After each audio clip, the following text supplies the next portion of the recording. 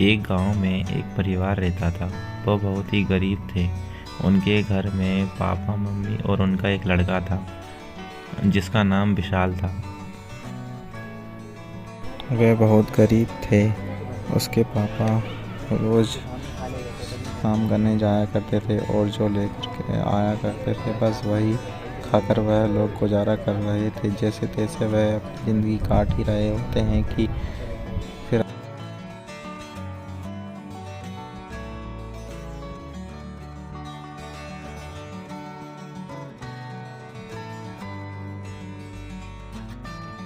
जो मैं खाना ले आया हूँ, खाना खा लो जल्दी जल्दी से। लाओ जी, मैं लगा देती हूँ खाना। आप लोग बैठो, मैं खाना लगाती हूँ जल्दी से। फिर वह सब लोग फटाफट अपना अपना खाना और फिर वो लोग सो जाते हैं। और सुबह होने पर रामू अपने काम पर चला जाता है। एक रोड हादसे में रामू की मौत हो जाती है, जिससे उनके घर में बहुत ही ज़्यादा प्रॉब्लम शुरू हो जाती है। फिर सुनीता को ही काम पर जाना पड़ता है और अपने बच्चे का भी ध्यान उसी को रखना पड़ता है। विशाल भी बहुत अच्छा लड़का था। वह अपनी उम्र से ज़्यादा ही सोचा करता था उसकी मम्मी के बारे में। वो मम्मी को देखकर बहुत चिंतित रहता था। वो सोचता था कि पढ़ लिख कर एक बड़ा आदमी बनूंगा। तभी अचानक उनके घर एक सेठ आता है। वो उनको बताता है कि तुम्हारे पापा पर बहुत कर्जा है।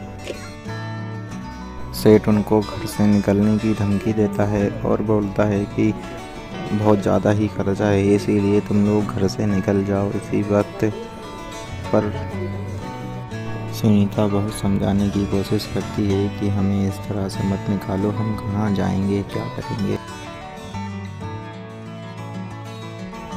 सेठ उनकी एक नहीं सुनता और उन्हें घर से निकाल देता है।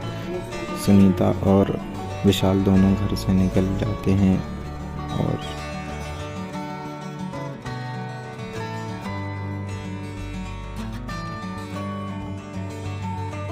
दोनों पड़ोस के पास वाले गांव में ही चले जाते हैं रहने के लिए। और सुनीता ही फिर विशाल का पूरा पालन पोषण करती है और विशाल मन लगाकर पढ़ाई करता है।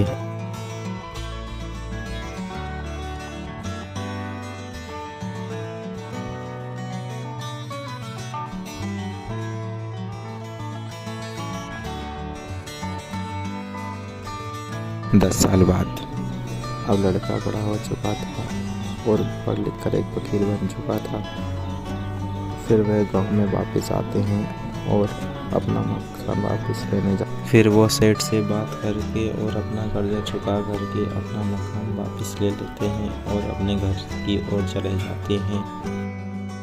दोनों अपने घर पहुंच जाते हैं और घर को वैसा ही पाते हैं, घर में कुछ नहीं हुआ था और यह देखकर बहुत खुश होते हैं और दोनों साथ में बैठकर बात ही कर रहे होते हैं।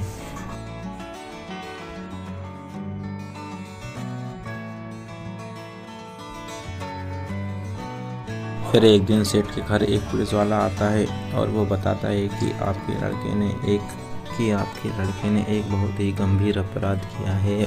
और यह बता करके वो सेठ के सामने से ही उसके लड़के को साथ में ले जाता है पुलिस स्टेशन में।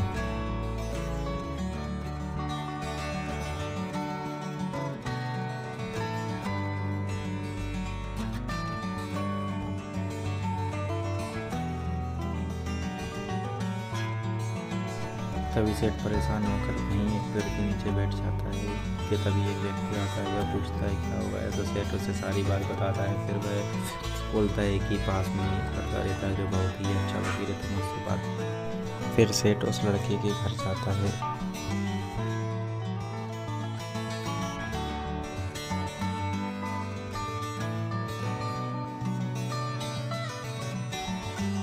सेठ उसे सारी बात बताता है अपने लड़के के बारे में।